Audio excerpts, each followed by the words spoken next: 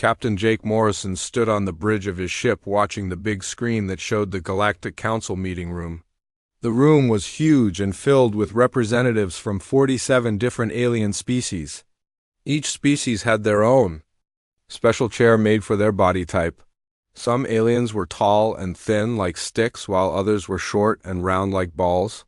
Some had multiple arms and others had tentacles instead of legs. Jake had been a ship captain for 12 years, and he still felt amazed when he looked at all these different alien beings working together. Humanity had joined the Galactic Council 15 years ago, and it had been the best thing that ever happened to Earth. The aliens had shared their technology with humans, and humans had shared their technology with the aliens. Everyone was supposed to be friends and work together for peace in the galaxy. Ambassador Lisa Grant was standing at the speaker platform in the middle of the council room. She was a smart woman who had been representing Earth for 5 years. Lisa was showing the alien council members humanity's newest invention called quantum shield technology. This technology could protect spaceships and planets from almost any weapon. It was so advanced that even the oldest alien races were impressed by it.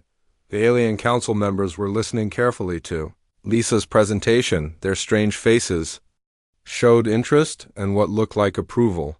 Jake thought they seemed happy about humanity's gift to the galaxy. The quantum shield technology had taken Earth's best scientists 10 years to develop, and now humanity was sharing it freely with all the alien races. When Lisa finished her presentation, the council members started voting. One by one, each species raised their hand or tentacle or wing to vote yes. The Zentari race voted yes with their 4 arms. The Vorthan race voted yes by making a loud humming sound. The Altarian race voted yes by flashing their skin bright blue. Every single species voted to accept humanity's gift. Jake smiled as he watched the unanimous vote. It made him proud to be human and proud to serve in Earth's space fleet. Humanity was making a real difference in the galaxy and helping to keep peace between all the different alien races. The quantum shield technology would protect everyone from space pirates and hostile alien invasions. What Jake did not know was that 3 months ago the same alien council had held a secret meeting. In that secret meeting they had voted on something completely different. They had voted to eliminate humanity from the galaxy. The decision was unanimous, just like today's vote, but for a much darker reason. The alien races had grown afraid of humanity's rapid technological progress. In just 15 years, humans had developed weapons and defenses that took other species hundreds of years to create. The council members worried that eventually humans would become too powerful and take over the galaxy. They decided it was better to destroy humanity while they still could. Admiral Karen Blake was commanding Earth's 3rd fleet in the outer rim of the galaxy. Her fleet was made up of 50 ships, including destroyers, cruisers, and 1 massive battleship. They were on a routine patrol mission checking on the border between Council space and unexplored territory. Karen was a tough woman who had worked her way up from being a simple pilot to commanding an entire fleet. The message came through on the most secure channel that Earth's military had. It was encrypted with codes that would take a supercomputer years to break. The message was from Commander Tony Rodriguez, who was working undercover deep in Council space. Tony had been pretending to be a traitor while actually gathering intelligence for Earth's government. Tony's message was short but terrifying. He told Karen that the Council had secretly voted to eliminate all humans. He said that Council warships were already moving into position around Earth and its colonies. The attack would begin in exactly 72 hours. Tony warned that Earth's defensive fleets had been tricked into leaving their home systems for joint military exercises. Karen read the message 3 times before she believed it. The aliens that humanity had trusted and worked with for 15 years were planning to commit genocide. They were going to murder every human man, woman, and child in the galaxy. The joint military exercises were a trap to get Earth's fleets away from home so they could not defend their people. Lieutenant Amy Foster was working at the communications station on Jake's ship.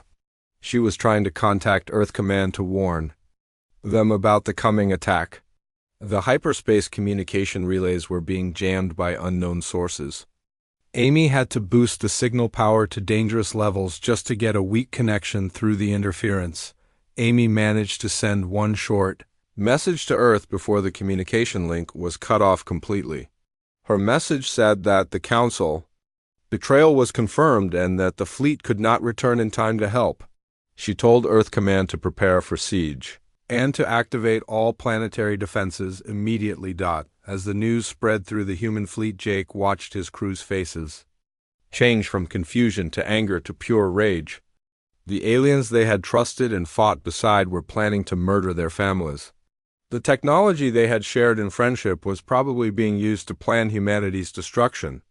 The peaceful galaxy they believed in was actually preparing for war against Earth. Jake looked at the tactical display showing the positions of all human ships. They were scattered across the galaxy on various missions and exercises. Most of Earth's defensive power was thousands of light years away from home. The Council had planned this betrayal perfectly, and humanity had walked right into their trap. General Paul Martinez had been in charge of Earth's planetary defense for 12 years, but nothing had prepared him for this moment. The space around Earth was filled with enemy ships that had appeared out of nowhere. The hyperspace detection systems were screaming warnings as hundreds of alien vessels materialized from jump drives all around the solar system. Each ship was from a different Council race, and they all had their weapons pointed at Earth. Paul stood in the command center, deep underground beneath the Rocky Mountains. The room was filled with officers running between computer screens and shouting orders. Red warning lights flashed everywhere, and the sound of alarms filled the air.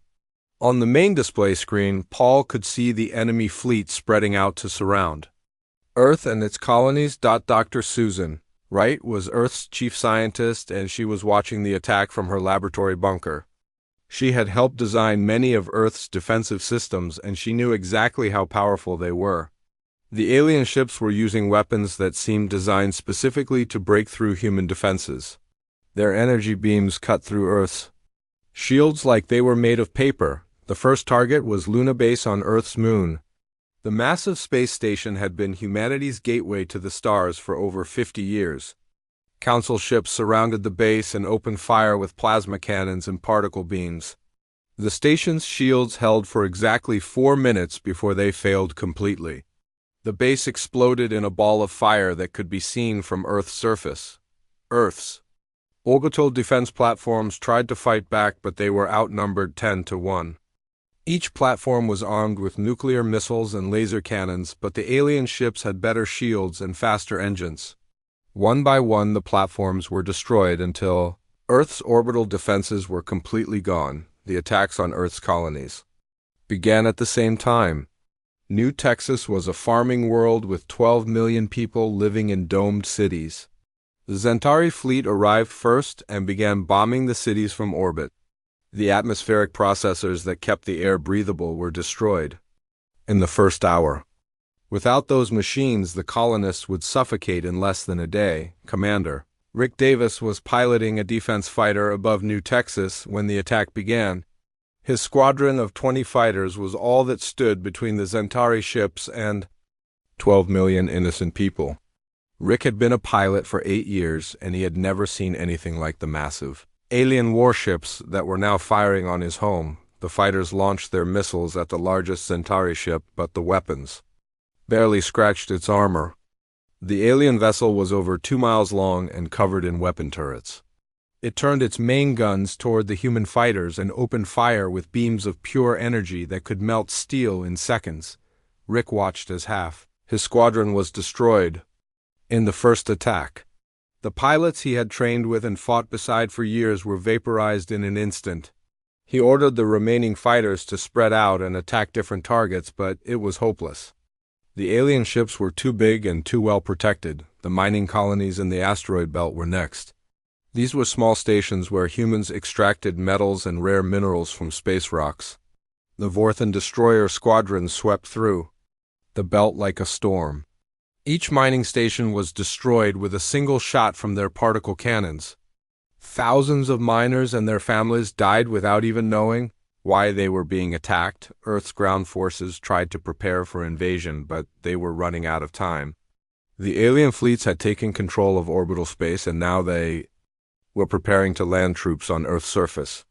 Massive dropships began descending through the atmosphere, carrying thousands of alien soldiers. President Linda Thompson was in the emergency command bunker with General Martinez. She had been president for 6 years and had always believed that humanity's future lay in cooperation with alien races. Now those same aliens were trying to wipe out every human in the galaxy. Linda knew that Earth's military was brave, but they were facing impossible odds. The first ground battles began at dawn in major cities around the world. London was attacked by Zentari ground forces using walking tanks that stood 30 feet tall. The human army fought with everything they had, but their weapons could barely damage the alien machines. The city fell in 6 hours and most of its population was killed. New York faced an assault by flying alien warriors who could breathe fire and had claws like swords. The human soldiers used anti-aircraft guns and rocket launchers, but the aliens were too fast and too numerous. The city's skyscrapers became battlegrounds as human troops fought from building to building. Rick Davis managed to land his damaged fighter at a military base outside Houston. He was badly injured, but he refused medical treatment until he could report what he had seen. The alien fleets were not just attacking military targets. They were systematically destroying everything that could support human life. Dr. Wright calculated that Earth's population was being reduced by millions every hour. The Alien Council had planned this attack perfectly. They had studied human defenses for 15 years and knew exactly how to defeat them. The quantum shield technology that humanity had shared in friendship was now being used against them. President Thompson made her final broadcast to the surviving human population. She spoke from the underground bunker as explosions shook the ground above. Her voice was calm, but her words were filled with sadness. She told the people that Earth's fleet was still fighting somewhere in the galaxy and that humanity's story was not over yet. The alien ground forces were winning everywhere. Human cities that had stood for centuries were being turned into rubble. The population centers that had been home to billions of people were becoming graveyards. Earth was dying, and its children were scattered across the stars.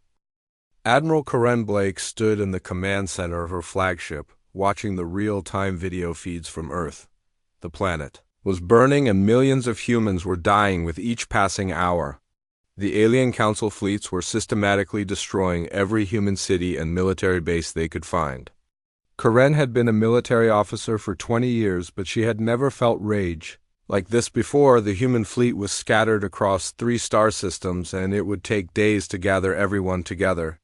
Karen sent emergency recall orders to every human ship in the galaxy. The message was simple and direct. All human forces were to converge at the rally point immediately. There would be no more joint exercises with alien allies and no more peaceful cooperation with the council races. Captain Jake Morrison received the recall order while his ship was still watching the council chamber broadcasts. The alien representatives were celebrating humanity's destruction like it was some kind of holiday. They spoke about how the galaxy would be safer without the dangerous human race. Jake felt his hands shake with anger as he listened to their words. The human fleet had been built for exploration and peacekeeping, but now it would become an instrument of war.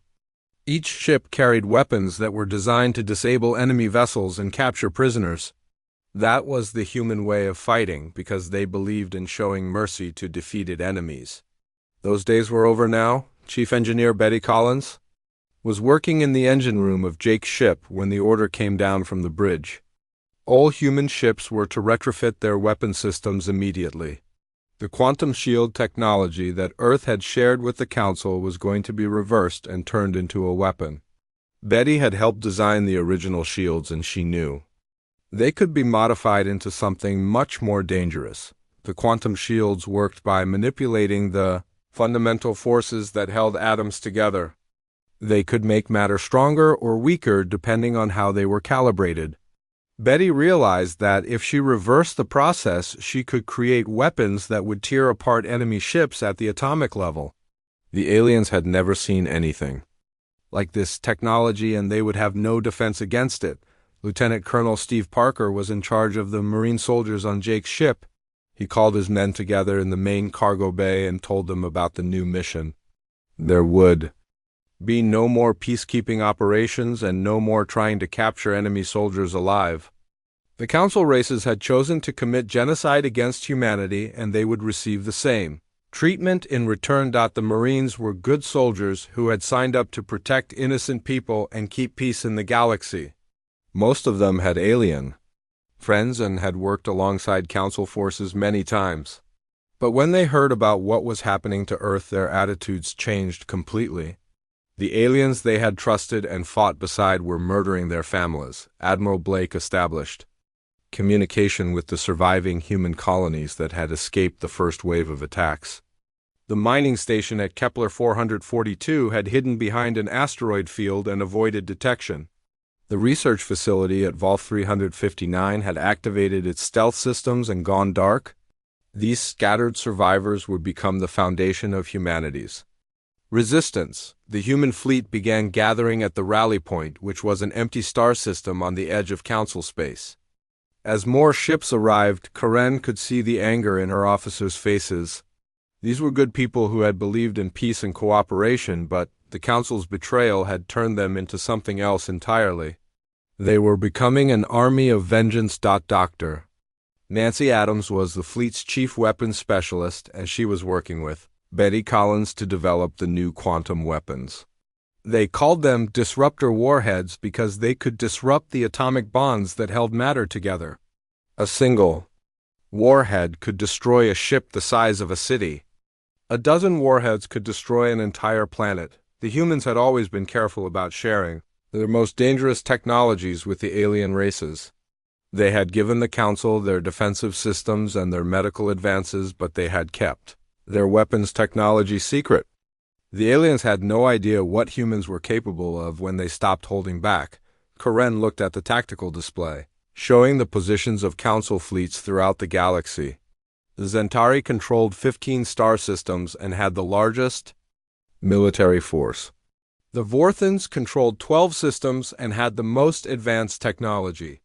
The Altarians controlled 10 systems and had the best intelligence network. In total, the Council controlled 47 star systems with trillions of alien lives. The human fleet consisted of only 300 ships, but each one now carried weapons that could destroy entire solar systems. The aliens had made the mistake of teaching humans about their star charts and fleet positions during the years of peaceful cooperation. Now that information would be used to plan their complete destruction. Steve Parker's Marines spent their time modifying their weapons and equipment for the coming battles. They would not be fighting to capture territory or take prisoners. Their mission was simple and brutal. Every alien race that had voted to exterminate humanity would be eliminated. In return, there would be no negotiations and no mercy. The quantum disruptor technology was becoming more powerful with each test. Betty's engineering teams were finding ways to make the weapons spread their destructive effects across larger areas. Soon, they would be able to target entire star systems instead of just individual planets. Jake Morrison stood on his bridge watching the human fleet prepare for war. 300 ships against an entire galactic civilization seemed like impossible odds, but the humans had advantages that the aliens did not understand. They had nothing left to lose and everything to avenge. The Council had awakened something dark and terrible in the human spirit. Admiral Blake opened a communication channel to all human ships and colonies. Her message was broadcast across the galaxy on every frequency that human technology could reach. She told her people that Earth had fallen, but humanity would survive. The Council races had chosen genocide, and they would reap what they had sown. The human fleet emerged from hyperspace at the edge of Zentari space like a storm of death and vengeance. 300 human ships faced over 1,000 alien vessels that were waiting in perfect battle formation. The Zentari had been expecting this attack, and they had prepared their strongest defenses. Their massive battleships floated in space like metal mountains bristling with weapons and armor. Admiral Karen Blake stood on the bridge of her flagship, watching the enemy fleet on the tactical display. The Zentari ships were arranged in layers with the smaller destroyers in front and the huge dreadnoughts in the back. It was a classic defensive formation that had worked for the Centauri military for over 200 years. Today it would prove to be completely useless. Captain Jake Morrison received the attack order and immediately launched his quantum disruptor warheads. All 300 human ships fired at the same moment, sending a cloud of death toward the alien fleet. The warheads looked like small silver spheres, but each one contained enough destructive power to tear apart a moon. General Vextar was the commander of the Centauri Defense Fleet, and he watched the human weapons approaching on his screens. The warheads were moving slowly compared to normal missiles, and his gunners had plenty of time to shoot them down. The Centauri point defense systems opened fire with thousands of laser beams and particle cannons. Every single human warhead was destroyed before it could reach the alien ships. Vextar felt satisfied with his victory until he noticed something strange happening to the wreckage of the destroyed warheads. The metal fragments were glowing with an eerie blue light, and the light was spreading outward like ripples in a pond. The quantum disruptor technology did not need to hit its target to work. It only needed to be activated in the right location. The quantum storms began spreading through space at the speed of light. When the energy waves reached the first line of Centauri destroyers, the ships simply stopped existing. Their hulls dissolved into clouds of loose atoms that scattered across the void. The crews inside had no time to scream before they were broken down into their basic components. The storms continued spreading toward the larger Centauri ships. The alien captains tried to activate their shields and defensive systems, but nothing could stop the quantum disruption. The technology attacked the fundamental forces that held matter together. No armor or energy barrier could protect against weapons that worked at the atomic level. Vextar watched in horror as his entire fleet was consumed by the spreading quantum storms. Ships that had taken decades to build were reduced to dust in seconds. Crews that had served together for years were scattered across light years of space as individual atoms. The human weapons were not just destroying the Centauri fleet, they were erasing it from existence. The battle lasted exactly 17 minutes from start to finish. When the quantum storms finally stopped spreading, there was nothing left of the 1,000-ship Centauri defense fleet except clouds of glowing particles. The humans had achieved total victory without losing a single vessel. Their enemies had been completely annihilated. Dr. Nancy Adams was monitoring the quantum effects from her laboratory aboard the human flagship. The storms were behaving differently than her computer models had predicted. Instead of fading away after destroying their targets, the quantum disruption was becoming stronger and spreading further. The technology was feeding on itself and growing more powerful with each passing minute. Admiral Blake opened a communication channel to the Centauri homeworld. The planet's surface was protected by massive energy shields that had never been breached. In over 300 years of warfare, the Centauri leadership was hiding in their underground bunkers, believing they were safe from human revenge. Karen's message was broadcast to every Centauri on the planet.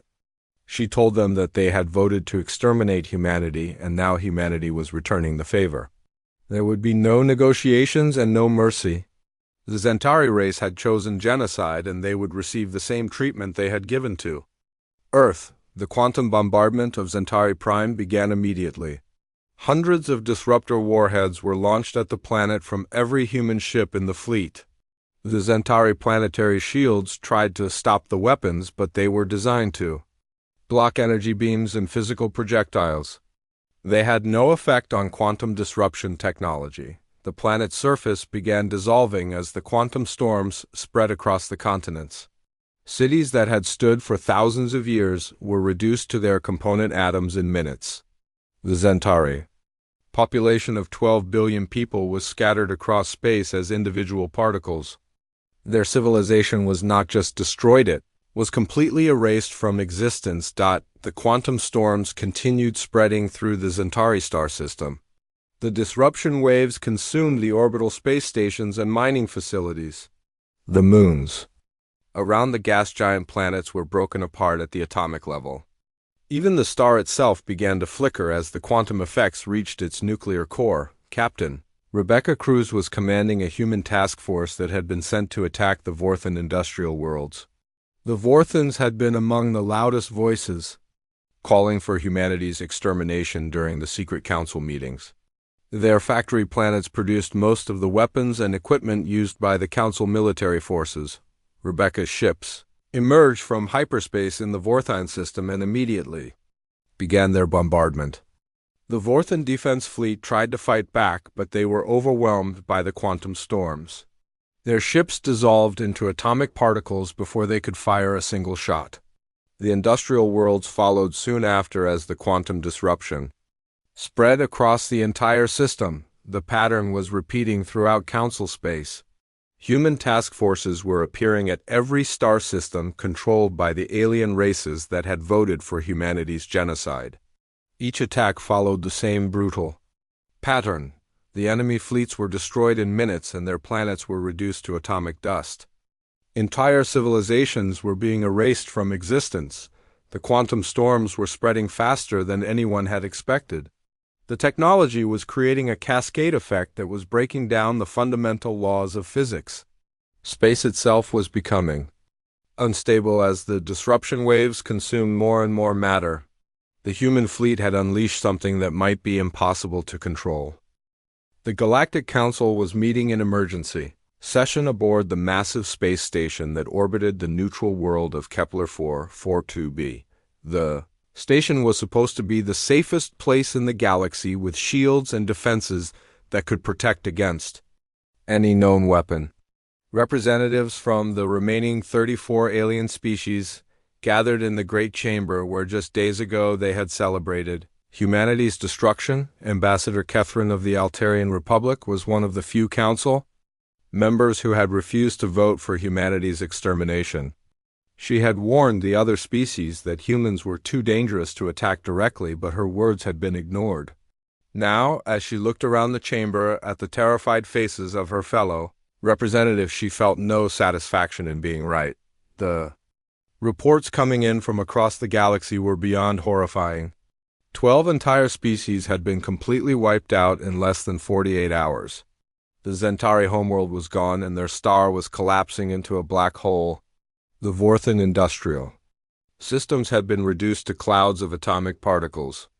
The Kaleri trading networks had been dissolved at the molecular level. General Mordek was the supreme military commander of the council forces, and he was trying to explain the situation to the panicked representatives. His voice was steady, but his hands were shaking as he pointed to the tactical display showing the spread of quantum storms across the galaxy.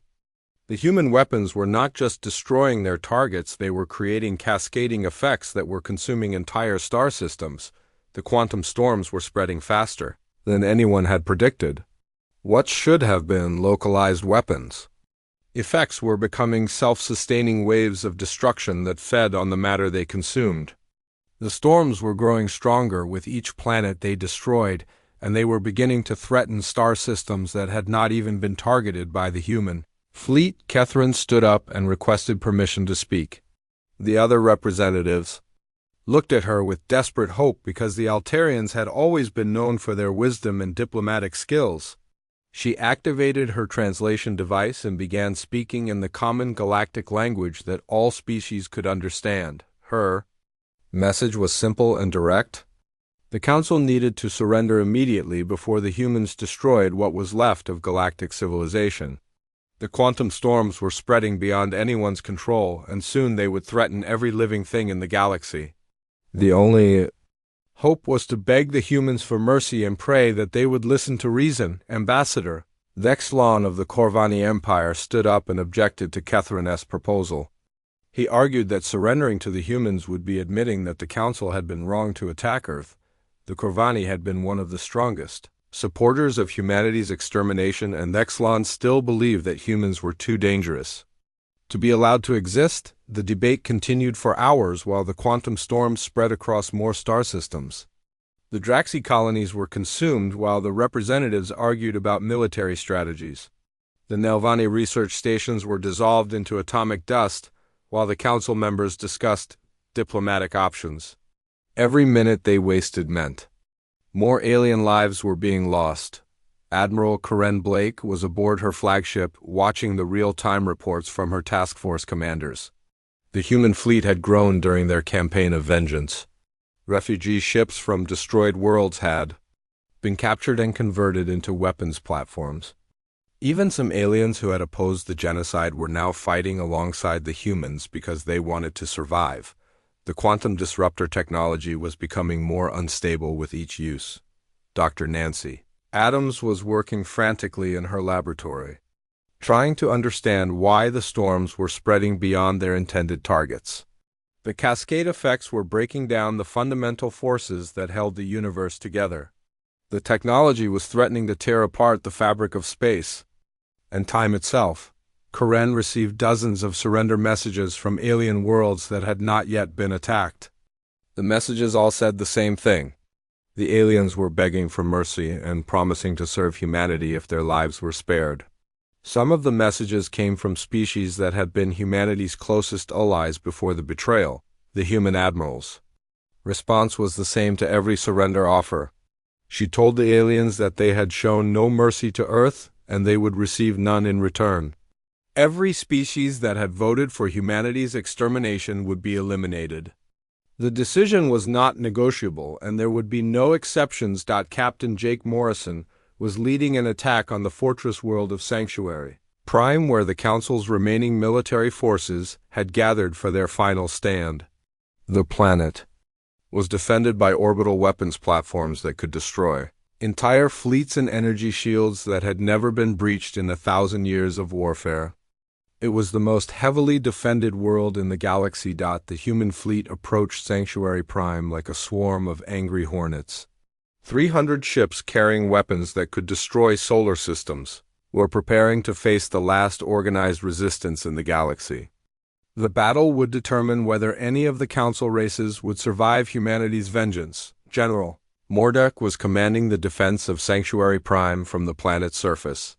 He had gathered every remaining warship and defense platform in the galaxy to protect the world. Over 2,000 alien vessels were positioned around the planet ready to make their final stand against the human fleet. The quantum storms were visible now as waves of blue energy that rippled through space, consuming everything in their path. The storms had become so powerful that they were affecting the gravity fields around stars and causing some systems to collapse into black holes. The humans had created a weapon that was destroying the galaxy itself. Chief Engineer Betty Collins was working on her ship's quantum systems when she discovered something terrifying. The cascade effects were becoming self-sustaining and spreading faster than the speed of light. The storms were creating tears in space-time that were allowing the destruction to jump between star systems instantly.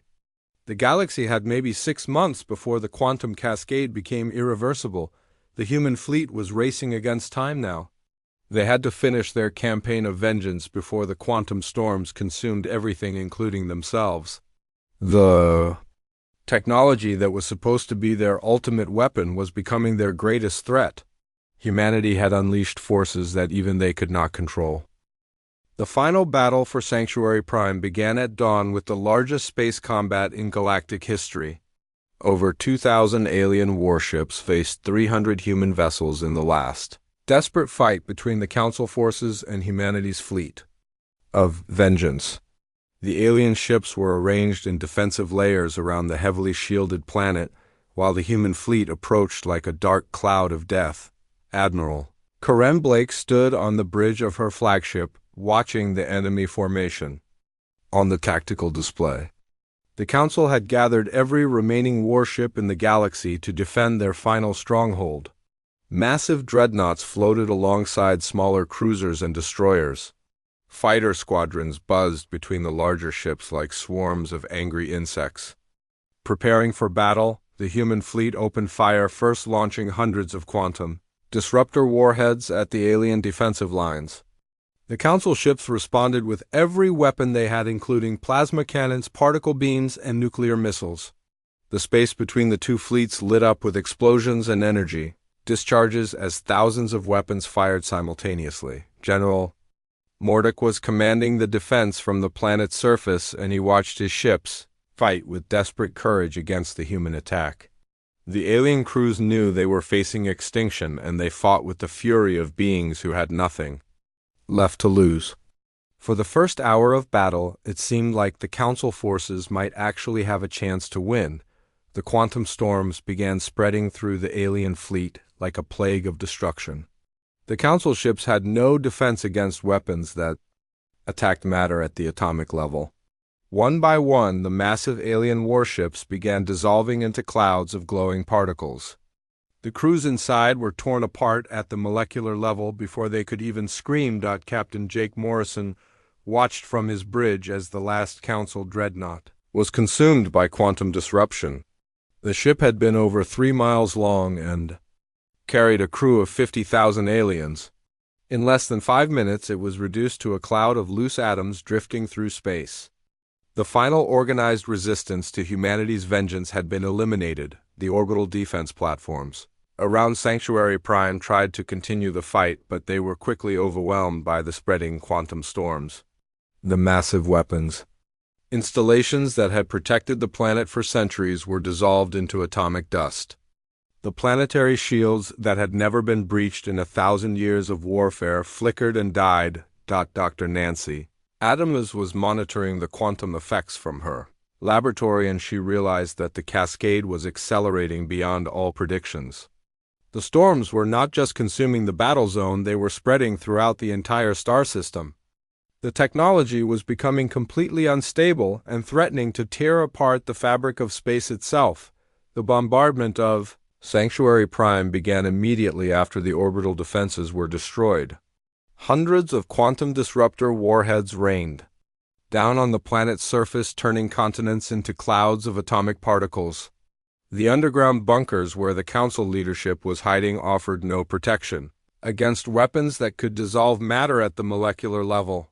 General Morder sent his final message to the surviving Council members just before the quantum storms reached his command center. He told them that the battle was lost and that humanity had achieved total victory. The galaxy was dying, and soon there would be nothing left but empty space and drifting atoms. The planet's surface began dissolving as the quantum storms spread across the continents. Cities that had stood for thousands of years were reduced to their basic components in minutes. The population of 20 billion aliens was scattered across space as individual particles.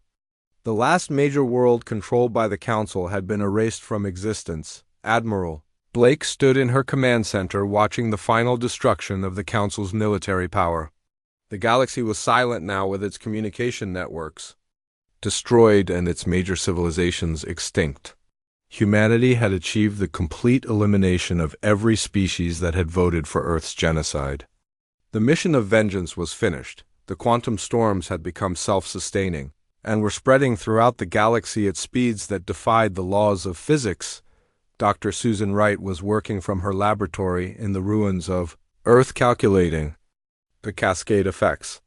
The storms were creating tears in spacetime that allowed the destruction to jump between star systems instantly. The surviving human population numbered less than 50 million, people scattered across a dozen colony worlds. And the fleet itself. They were the last intelligent life in a dying galaxy and the inheritors of a universe they had helped destroy. The quantum technology that was supposed to be their ultimate weapon had become their greatest threat. Captain Jake Morrison received the final orders from Admiral Blake. All human forces were to return to Earth immediately for the last gathering of their species. The fleet began its journey back to humanity's birth world, leaving behind a galaxy consumed by quantum fire.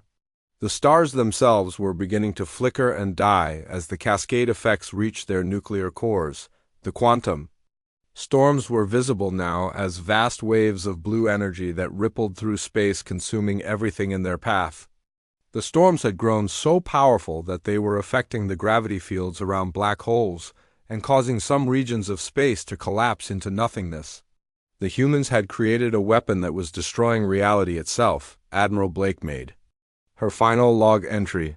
As the fleet approached the ruins of Earth, she spoke about how humanity had avenged their homeworld and made the Council pay for their betrayal. But in their rage, they had unleashed forces that threatened to consume not just their enemies but existence itself. The price of total vengeance was the destruction of everything. The human fleet settled into orbit around the dead world that had once been their home. The quantum storms were approaching from all directions, and the galaxy had perhaps 6 months before the cascade became irreversible. Humanity faced a choice between finding a way to stop the storms or watching the universe collapse around them. In the end, the humans had learned the same lesson that had destroyed countless civilizations before them. The desire for absolute revenge could consume not just enemies but the very fabric of reality. The galaxy burned in the light of quantum fire, and humanity stood alone in the darkness. They had created, wondering if anything was left worth saving in the universe they had helped destroy.